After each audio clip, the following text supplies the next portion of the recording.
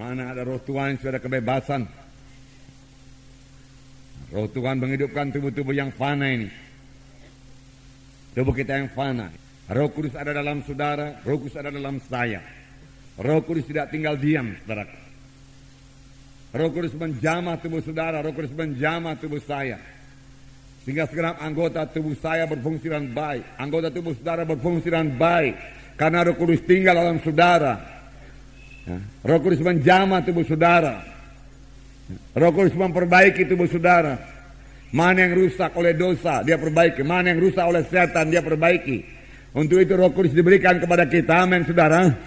Haleluya. Haleluya. Ya. Itu pekerjaan Roh Kudus. Sampai sekarang. Sampai kita nanti beroleh tubuh kebangkitan yang luar biasa daripada Tuhan. Sekarang ini tubuh kita ini, saudaraku, belum tubuh kebangkitan, belum tubuh yang mulia.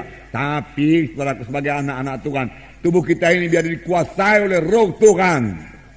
Kalau tubuh kita dikuasai oleh Roh Tuhan, kita kuat, kita sehat, kita berkemenangan. Dan penyakit, saudaraku, tidak berkuasa atas kita, saudara. Puji Tuhan. Nah, saudara yang kasih dalam nama Yesus, oleh sebab itu kita perlu memiliki persekutuan yang erat dengan Roh Kudus. Rasakan selalu kehadiran Roh Kudus dalam hati saudara, karena dia tinggal dalam saudara.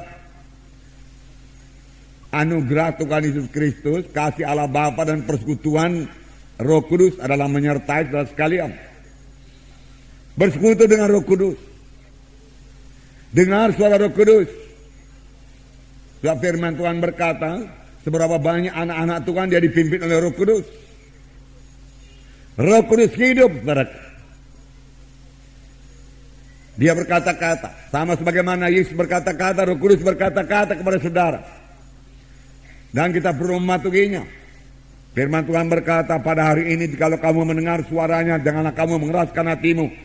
Patuhi suara Roh Kudus, itu membawa kemenangan kepada saudara, membawa kehidupan kepada saudara, membawa keberhasilan kepada saudara, membawa kuasa kepada saudara, membawa urapan kepada saudara. Amin.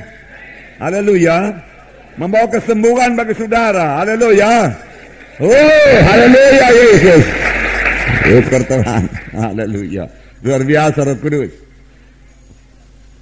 Sepanjang saudara membiarkan dia memimpin saudara, luar biasa pekerjaan dalam hidup saudara. Sepanjang saudara biarkan, saudaraku, dia menguasai saudara, maka dia akan mengerjakan perkara yang besar dalam saudara.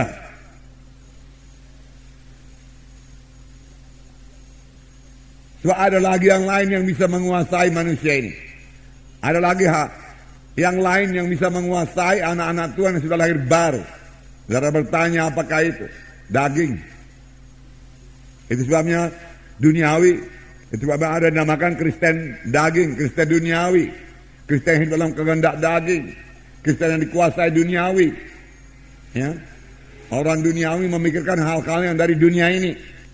Tentunya orang rohani memikirkan perkara-perkara rohani. Jadi kita bisa mencek diri kita dan mau berubah. Saudaraku, apakah kita dalam roh? Kalau kita dalam roh, kita memikirkan perkara-perkara rohani. Dan itu membawa berkat yang besar kepada saudara sebagai pelayan-pelayan Tuhan. Ya, sebab tanpa saudaraku, Roh Kudus, saudaraku, menyertai saudara, mengurapi saudara, bagaimana saudara bisa melayani saudaraku? Bukan oleh kuat, bukan oleh gagah, melainkan oleh Rohku juga. Not by might, not by power, but by my spirit, said the Lord. Pada hari ini, jikalau kamu mendengar suaranya, janganlah kamu mengeraskan hatimu. Dan firman Tuhan memberikan contoh, Paulus memberikan contoh mengenai bangsa Israel yang sudah dikeluarkan Tuhan dari tanah Mesir, dari tanah perbudakan, tapi tidak sampai ke tanah Kanaan, binasa di padang belantara, karena mereka mengeraskan hatinya. Tidak mau mematuhi suara Tuhan, karena tidak masuk dalam akalnya. Saudaraku, banyak orang Kristen diperintah oleh pikirannya atau oleh akalnya, saudaraku. Padahal iman itu, saudaraku, tidak masuk di akal kita. Kita sudah belajar mengenai iman.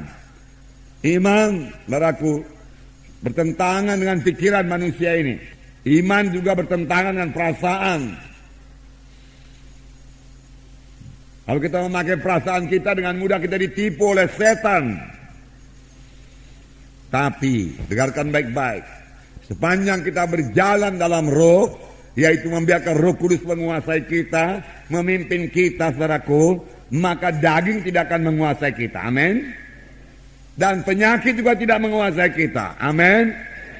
Daging tidak menguasai kita. Amin. Penyakit tidak menguasai kita. Amin. Haleluya. Katakan, saya mau berjalan dalam roh Tuhan. Maka perkara daging, kehendak daging tidak bisa menguasai saya. Juga penyakit tidak bisa menguasai saya. Haleluya. Haleluya Tuhan. Ya, firman Tuhan juga berkata, jika kamu hidup dalam daging, kamu akan mati kelak. Kamu akan mati kelak. Bertobat, jadilah orang rohani. Tetapi kalau dengan roh kamu mematikan perbuatan tubuh, maka kamu akan hidup. Saudaraku, saudara, dengan roh Tuhan yang bersatu dengan roh kita pada waktu kita lahir baru. Amin. Ya, sebelum kita lahir baru, roh kita mati, nggak bisa mengerti perkara rohani, nggak bisa menyambut Tuhan, saudaraku. Tetapi sudah kita lahir baru, roh kita jadi hidup. Hidup roh saya, hidup roh saudara. Nah, roh Tuhan datang, saudaraku, itu dengan roh saudara untuk mengalahkan perkara daging, duniawi, mengalahkan penyakit.